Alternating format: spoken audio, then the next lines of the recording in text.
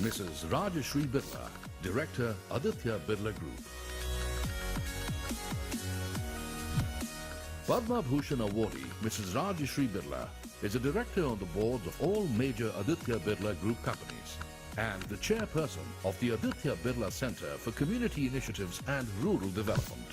She spearheads the Aditya Birla Scholarships that spawn the leaders for tomorrow. Community work done under her stewardship includes helping the physically challenged, espousing social causes like widow remarriages and dowry-less marriages. She has received many awards for her contributions in the area of social work. Ladies and gentlemen, please welcome the very extraordinary Mrs. Rajashree Birla.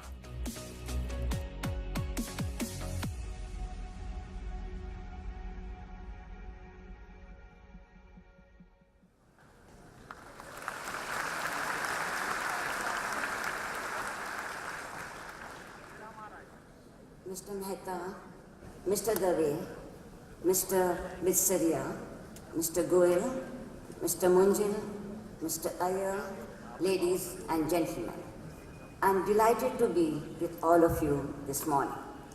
Let me congratulate IMA on their Golden Jubilee year.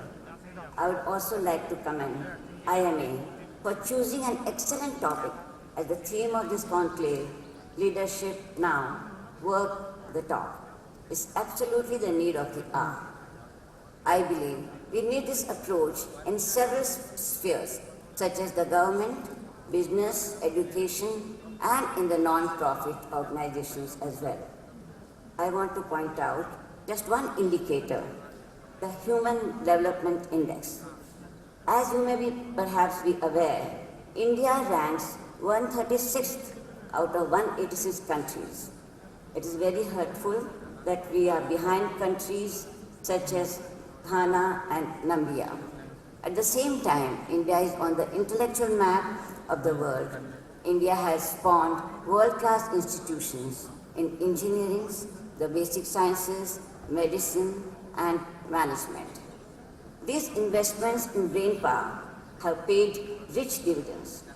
In nuclear and space technologies, for instance, India ranks among the leading nations.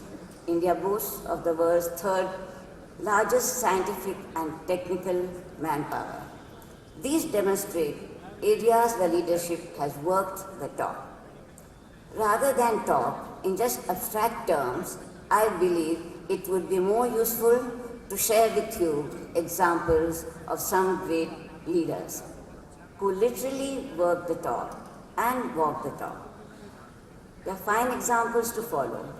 I have divided my presentation in three parts. First, my focus will be on two iconic leaders, Mahatma Gandhi and Lee Kuan Yew of Singapore. We can draw several lessons from their books of life as they work the talk.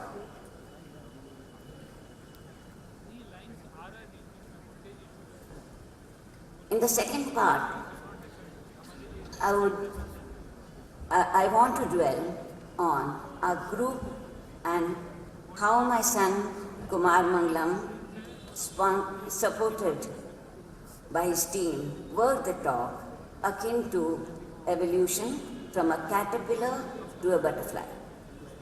And in the third part, I want to highlight the area of CSR.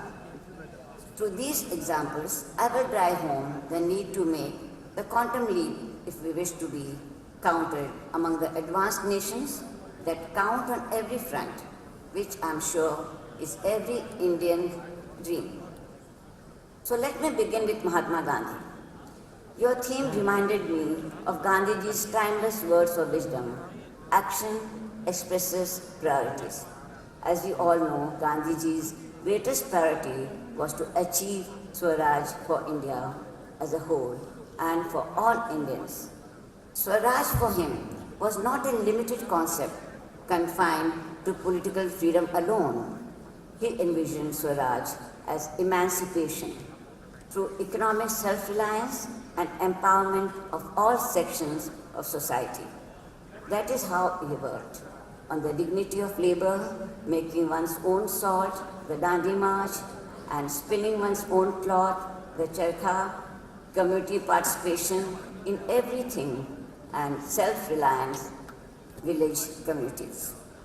Thus he used the same actions as political weapons and messages to the British Empire as a part of his political dexterity. He set out a bold path with carefully thought out actions of defiance backed by the tools of satyagraha and ahimsa, a moral, or should I say a mocktail in the Gandhian spirit that made for a leadership lesson unparalleled in the history of the world. The Mahatma's repeated acts of moral courage inspired future leaders like Nelson Mandela, Martin Luther King Jr., and Aung San Suu Kyi, who followed a similar path. Gandhiji was an outstanding leader with a bold vision, a dream backed by solid actions. He worked hard to gain the trust and commitment of the entire populace. He set an example, seeking the truth, but in an active way. No wonder he called his autobiography My Experiments with Truth, as experiments are a purposeful action. He had so many priorities, yet he chose them carefully and acted on them single-mindedly, and his work, his actions gave his priorities meanings. Lessons from Gandhiji's leadership have relevance for leaders in every field, be it academic, technology, community, or business. Business in today's world is perhaps the most dominant institution, yet it faces serious questions and its multitude stakeholders have unique expectations of it. Business deal leaders deal with many challenges and also have tremendous opportunities in a global world. Business leaders, therefore, always face the dilemma of prioritizing where to focus and how much to focus. Challenges are so severe in the short term sometimes, such as the oil spill crisis that deeply faced or windows of opportunity to reposition oneself are so fleeting as Nokia has learned so painfully that the wrong priority can be catastrophic for a CEO personally and for the large business at large. While words can communicate the priority, the real world takes cues from priority as signaled by work and resource allocation, be it money, talent, time, emotional bandwidth, or leadership attention intensity.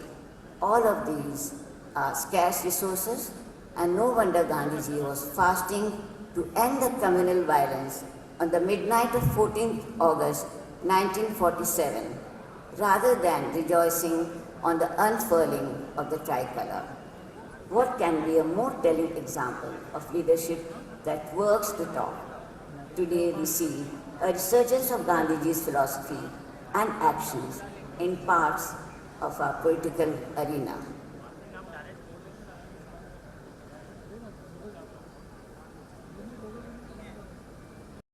We in the Birla family, as perhaps some of you may be aware of, had a very close relationship with Gandhiji through my grandfather-in-law, Sri Ghanshyam Dasji Birla, whom we lovingly called Daduji. Both of them deeply influenced each other. Daduji held Gandhiji in deep respect, and Gandhiji would say to him, "God has given me mentors and you are one of them." It was mutual admiration between the two. The Mahatma's values of trusteeship, of truth, of non-violence, of justice have permeated generations after generations in the Birla family, and we look upon it as a great legacy. Let me now move on to the second leader, that is Lee Kuan Yew of Singapore. He also provides a fascinating example of a leader who literally worked the talk. In just 30 years of his leadership, he changed the face of Singapore. He wanted to move the city-state from a world backwater to the league of the most developed nations of the world. And throughout his tenure, he worked himself, his teams, and his people to get there. Lee Kuan Yew's depth and breadth of imagination his courage to take the road less traveled, the political will, and exercising power for the good of his people and nation are the stuff of legendary leadership that worked the top. Between 1959 and 1990, Singapore achieved a social and economic miracle without facing any major disruption on their path to progress. And during his tenure, the Singapore government made path-breaking directional changes.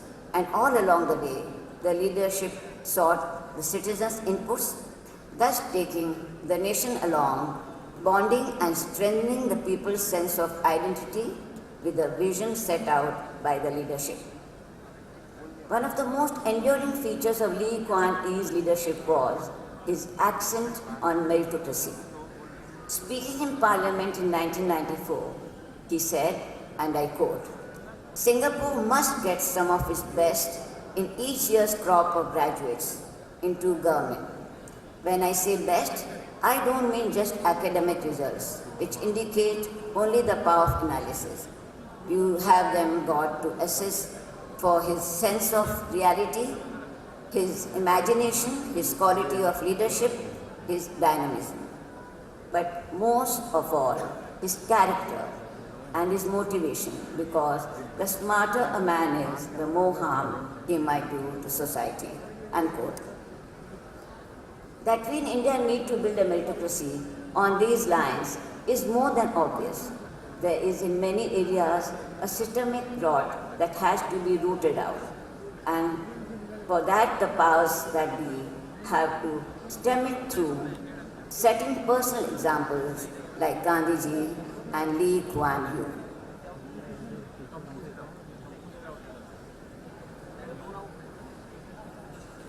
While these are at the macro level, I now want to narrate the story of our group.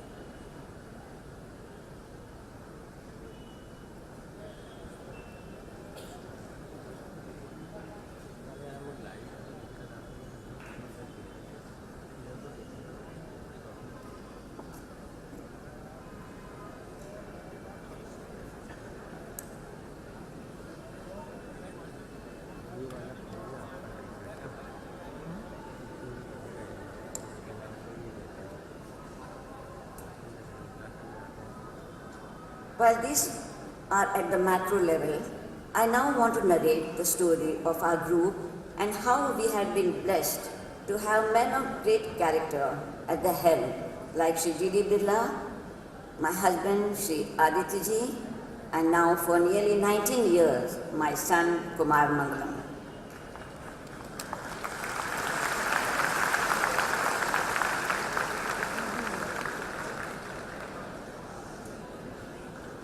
In this part of my narrative, I would like to share with you how Kumar Mangalam's vision, his leadership, and his actions demonstrate how he worked and walked the talk, leading to the buildings of a meritocratic, performance-driven, values-led global conglomerate. When Kumar Mangalam took over in 1995, he was just 28 years old. But he was very well groomed by his father, who Kumar Mangalam says was his greatest guru. Alongside as a professional, he was very well qualified. It is with a great sense of pride with which I say that Kumar Mangalam has carried forward the legacy of Aditya in a remarkable manner with equal dynamism and foresight by the grace of God.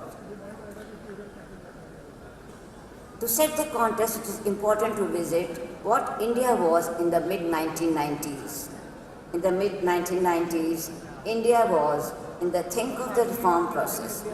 The business landscape changed dramatically. The economy was moving from being insular to integrating with the rest of the world. Then, surely an organization like ours, said Kumar Mangalam, which is a microcosm of the economy, had perforce to change. He felt we needed the change to think afresh. He believed that our group should develop a different attitude move away from a mindset based on decades of monopoly to one based on a future in which competitive pressures would be increasing across every business. The new economic order entailed the reworking of his success formula. So he began an intense process of restructuring and consolidation backed by an admirable team. He put in place new planning processes, new performance measures for businesses, and evolved a vision which is to be a premium global conglomerate with a clear focus on each business. This entailed, according to Kumar Mangalam, being among the top three in each of our businesses, either in terms of capacity, market share, and profitability, globally, regionally, or in India. His thrust on globalization became more pronounced. Aditya's logic of globalization in the 1916 was a response to the environment to escape the shackles imposed by the license Raj. It was Aditya's foresight, not a compulsion for global competitiveness. The new phase of globalization for us had to be more strategic and a game-changing phenomena for the group.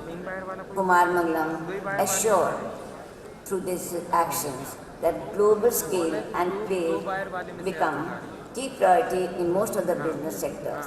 He made yet another vital shift from organic growth to fast-forwarding the group's growth and market positions through well-considered acquisitions. In the past 19 years, driven by him, 30 acquisitions globally and in India were made, which have helped leapfrog growth. Kumar Mangalam also made a strategic portfolio move with a mix of assets-intensive and asset-light businesses. So while earlier we were primarily into the manufacturing sector, we forayed into the services sector. Today, Idea is the fastest growing major telecom company in the world's fastest growing major telecom market. In the branded apparel segment, Madura Fashion and Lifestyle, with its marquee brands such as Louis Philippe, Van Heusen, Allen Solly, Peter England, and The Collective are on the top. In the retail business, More is the second largest national supermarket chain. In financial services, Aditya Birla Financial Service is a significant non-bank player. Side by side, he set the priorities on the people front. To get the edge, he felt that he must build a meritocratic organization and make a group a great place to work in.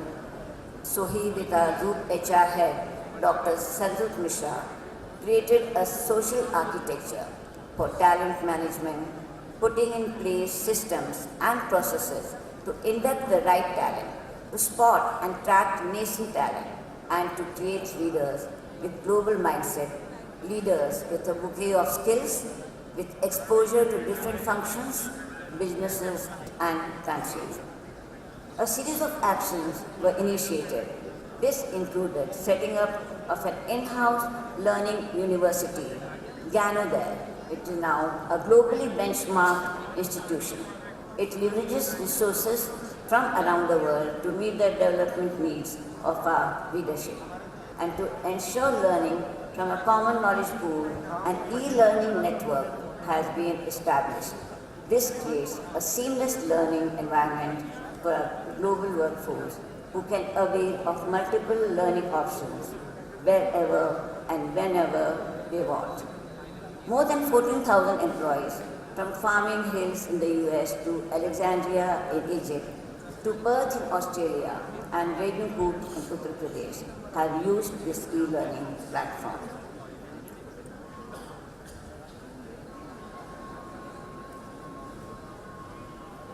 Global career paths have been institutionalized, driven both by the individual and the organization's needs. To a great extent, this allows an individual to take charge of his own career. Vacancies across the group are leveraged and talent mobility stimulated by identifying and moving leaders across geographies, and functions and into new roles as part of the career development. What Kumarman and his team have tried to do is to create an ambience that enables talent to bloom. Those with talent and in sync with the values of the organizations always surface to the top, ensuring that they find in the fertile ecosystem of the group a career that is professionally enriching, empowering, and personally rewarding. That is why our compelling employee value proposition is a world of opportunities. Consequently, our brand as an employer across levels has grown exponentially. Our group has been ranked number 4 in the global top companies for leaders survey and ranked number 1 in Asia Pacific for 2011.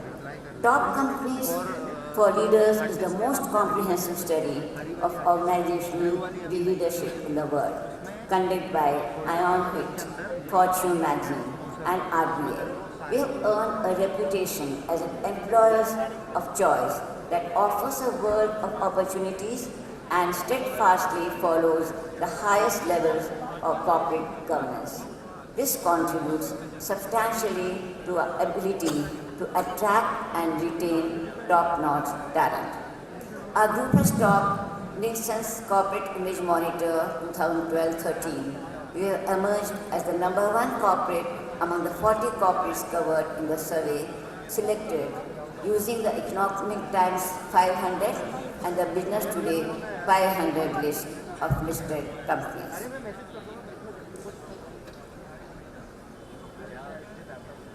Let me now share with you the outcome of his leadership that works the talk, taking 1995 as the baseline. From a US $2 billion turnover then, we grew to US $40 billion this year. More importantly,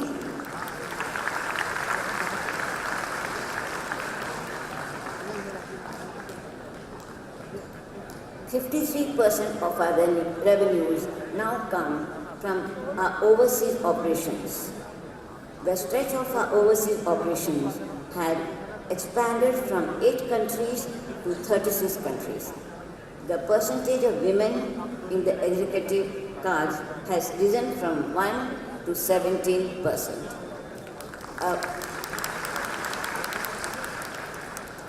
Our workforce has increased from 50,000 people to 1,36,000 people, of whom 24,000 are foreign nationals. The average age of our employees, which was 56 years in 1995, is today 37 years.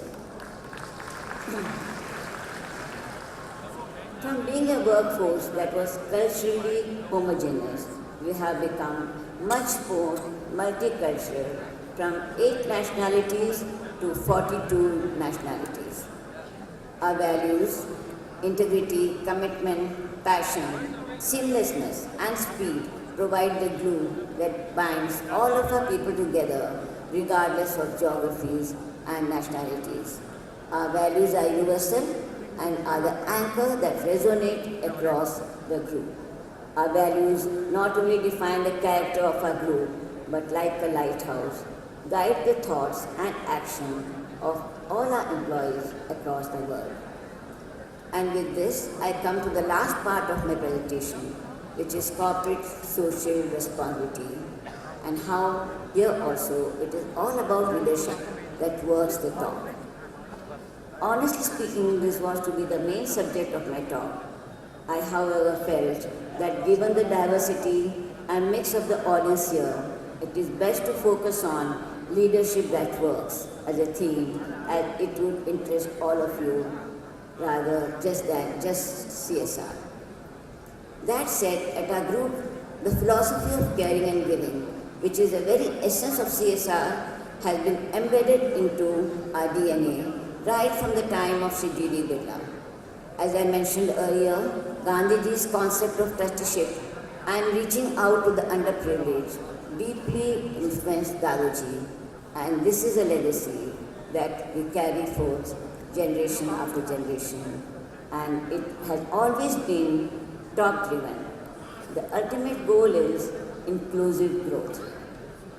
We have set up the Aditya Birla Center for Community Initiatives and Rural Development, which I spearhead across the group globally.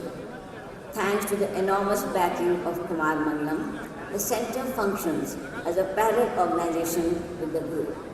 The center is anchored by Dr. Pragya Ram, our group executive president for corporate communications and CSR, with a 250-strong dedicated team of CSR professionals, supported by a 2,000-strong grassroots level force.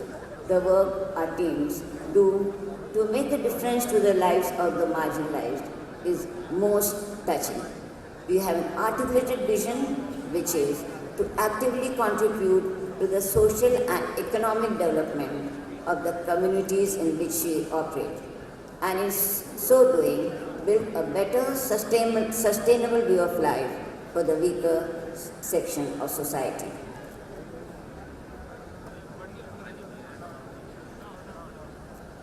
Our social vision is integrated into our business vision. It is rooted in our values, and it makes a difference to the way we do business. We have charted our path according to our beliefs. While we do not turn business into a cause, we do social cause marketing. We turn it into a lever where the ROI, or return of investment, lies in the transformation of a people's life. We have channelized CSR activities optimally, institutionalizing processes and our learnings.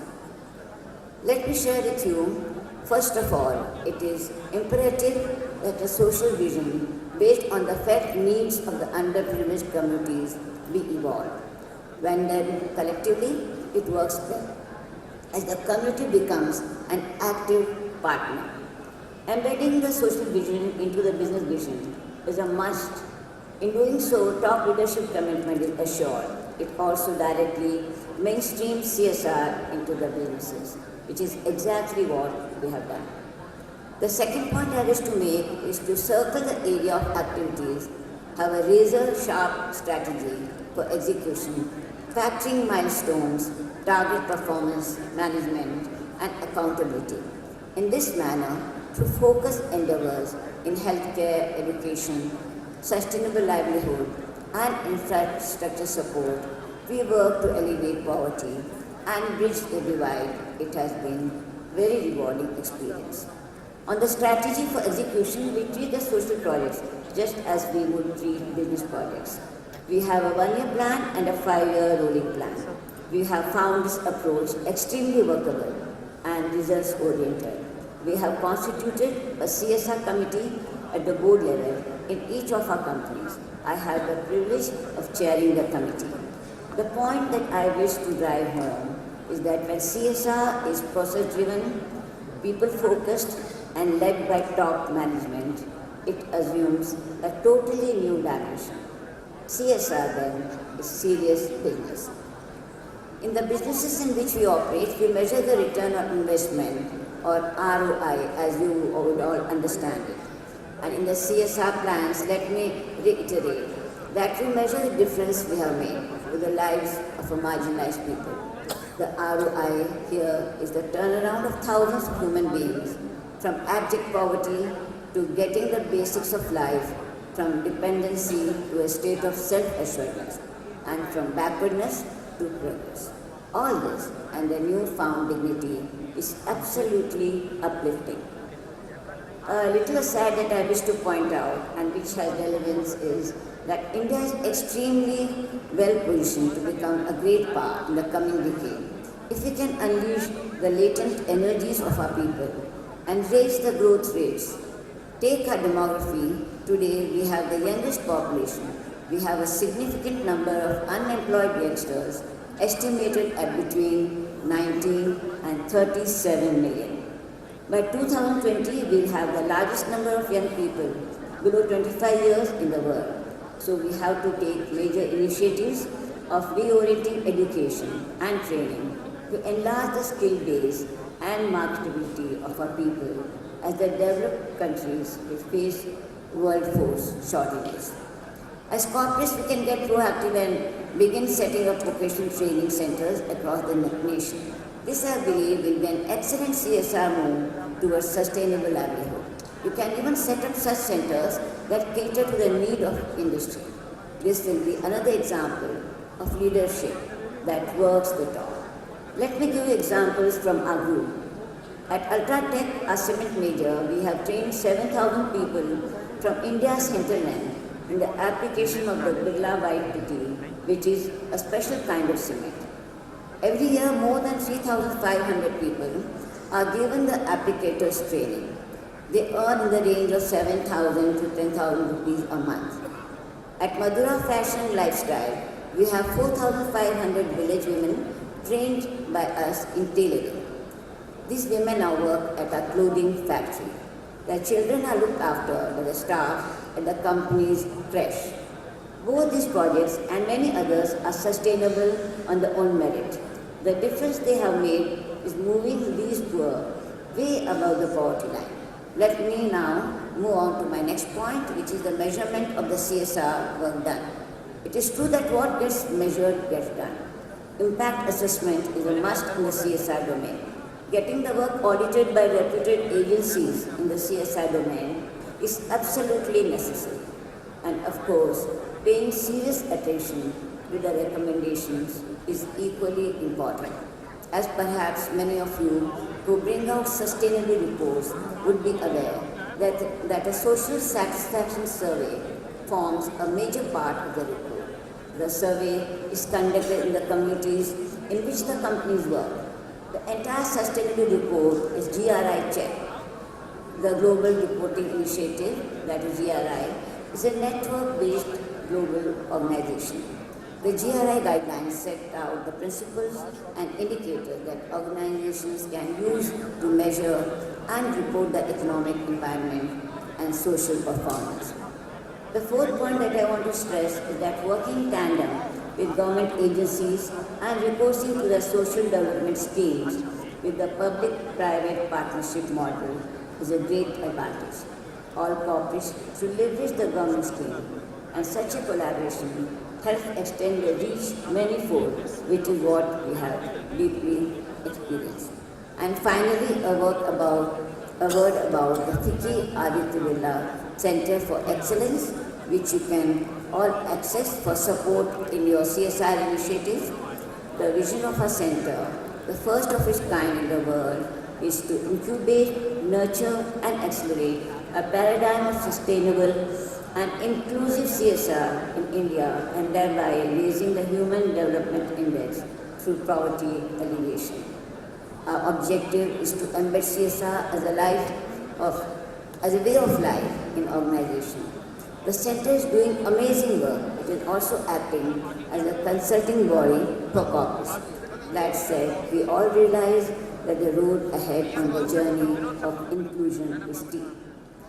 Let me share with you the dream, the India of my dream, an India of inclusive growth, an India where every person realizes his or her optimal potential, an India where every human being lives a life of dignity, an India that can hold a head high in the hegemony of nations. And we must all present leaders and leaders in the making must work this talk with a sense of urgency.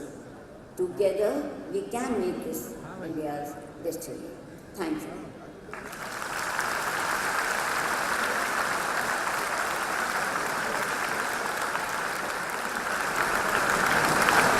We now have the unveiling of the commemorative volume of the in-house magazine called Indore Manager.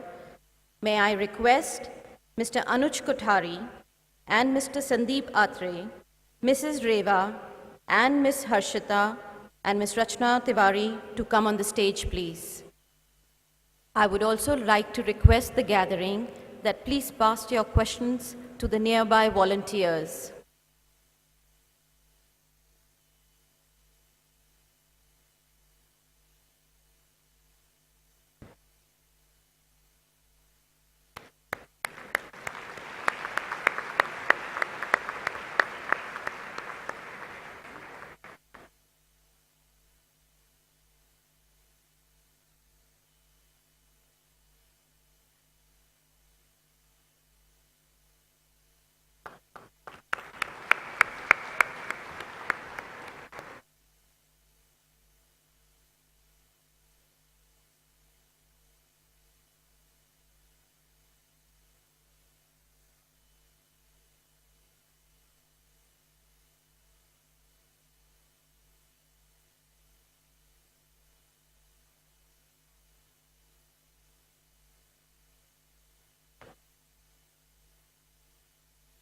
Thank you, everyone.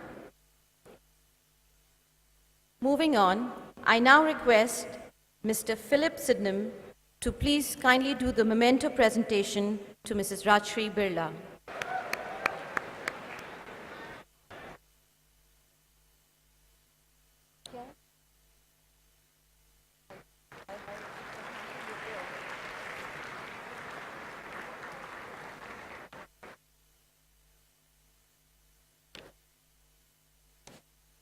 He wishes to ask you, ma'am, you have seen the three generations of the Birla family, Shri D. Birla, Shri Aditya Birla, and Shri Kumar Mangalam Birla, and also the changing India over the years. How have you coped with the changing times? I think for me it was the easiest thing to do, just flow along and enjoy. So it was not a very hard work for me.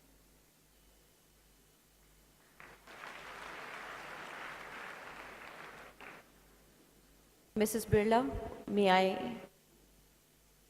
what mantra have you given to your son as a mother to be such an accomplished human being? I think I'll have to invent one right now. To do your best in whatever field you are and leave the rest to God. Very true, ma'am. Ma'am, there's another one for you. Being a woman power, what would you suggest to all the women in this gathering?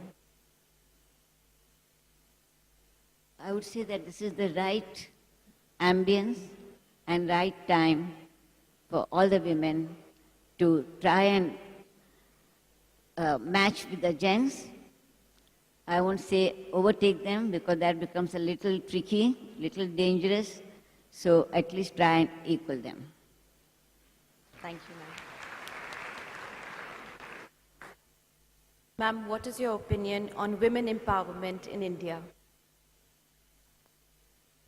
I think now it's become an accepted fact that women want to do something and be on their own, make their own name or fame, whatever, and why not? Thank you, ma'am. Ma'am, Aditya Birla Group has roots in MP and relations with Indore are very special. Can Indore look forward to a world-class education institution in Indore? I think you already have a lot of institutions. You have the IIT, you have the IIMs, and this management school. So I think you have a lot of this thing, amenities. Okay. So I'll pass the message to my son. Please do. Thank you. Thank you, ma'am.